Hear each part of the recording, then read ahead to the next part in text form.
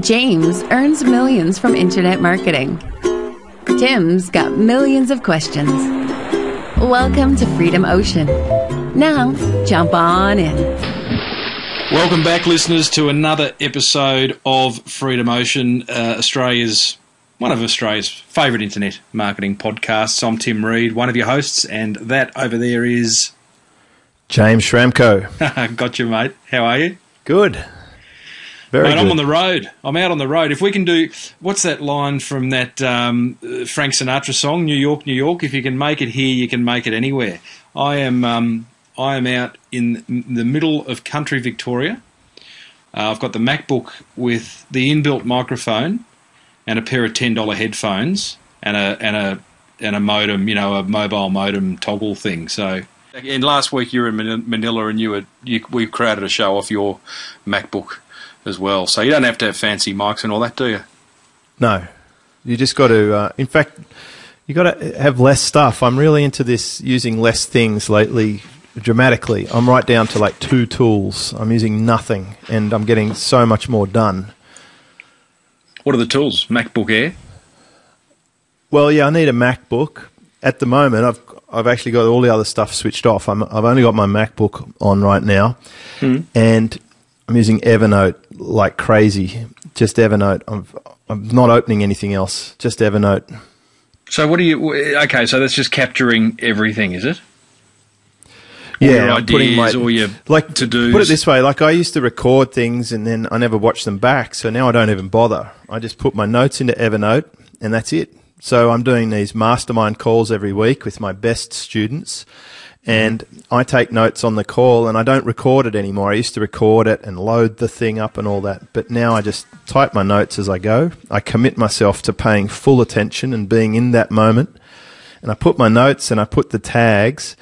And the other way that I'm using Evernote that is brilliant is I'm taking pictures of my whiteboard. I got a new 3-meter long whiteboard, and I'm now using that for all my mind mapping, for my project flow whiteboard. I just basically you map love your out. whiteboard so much. I love it, and I take a picture of it and drag it into Evernote.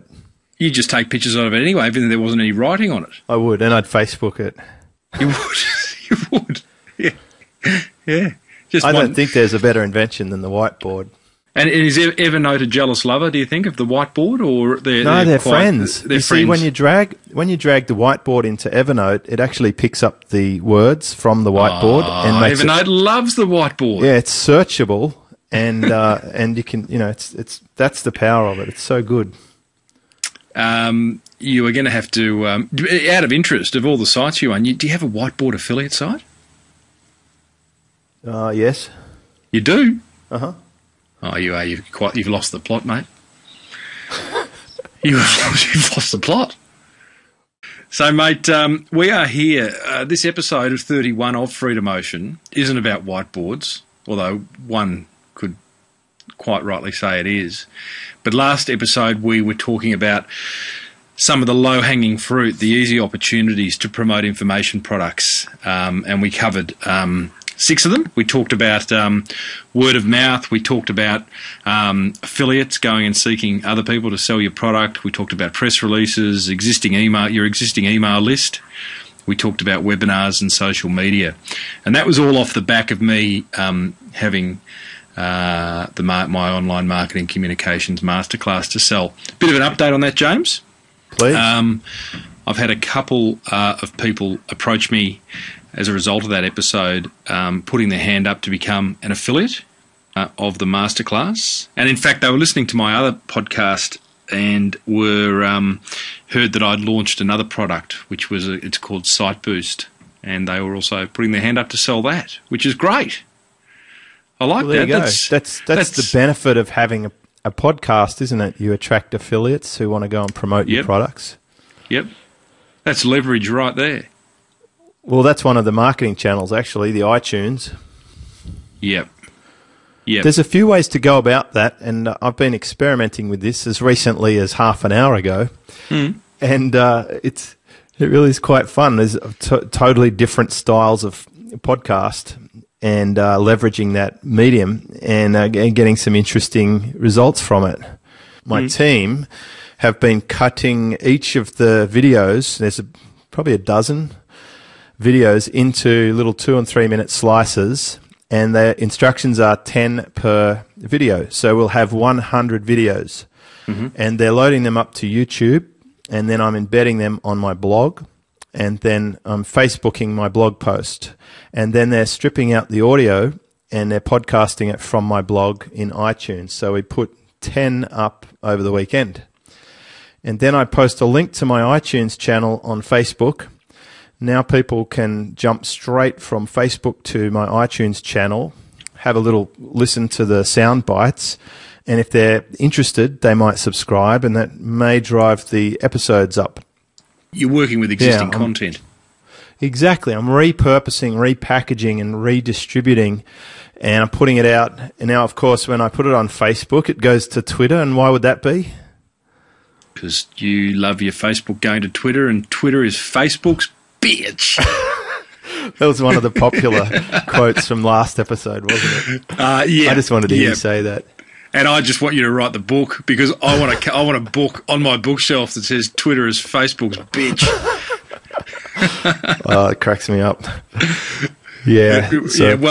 So anyway, this is all going to tie in beautifully here, because what we're talking about here is as I'm doing my posts, as I embed the YouTube video on my posts, I have a keyword tool in front of me, and I go and type the seed phrase, and I go and look for phrases that get searched for that have a high cost per click that I'd like to rank for, and then I start using them for my post titles and my tags. And then the traffic grab system will kick in. Every time I do a post, things happen. That blog will get distributed via RSS out to networks. My team will come along and write a press release. Plus, they will also bookmark the post, and basically this thing's just going everywhere and driving a whole lot of traffic to my site, which of course has a name capture, bringing people onto my email list. So it's just a beautiful I can see why synchronized symphony. Well, I can see why at some point, mate, you put together the spaghetti bowl, because, you know, like as you speak, I don't know, I'd love to know what the listeners' take on all that is, because I actually understand exactly what you're saying. You're just taking some existing content, you're chopping it up, and you're putting some calls to action, video content, you're putting some calls to action at the end of it to say, if you want more of it, go here. And at some point, they'll either get to your website for a name capture, or they'll get there and buy the actual product. Which they are. I can see the sales have started since the program started on the weekend. Fastweb Formula 3 video sales, and that's pretty exciting. What tool are you looking at that's giving you the Google rank and the cost per click? Right, there's several tools that do this, but my favourite is SEMrush.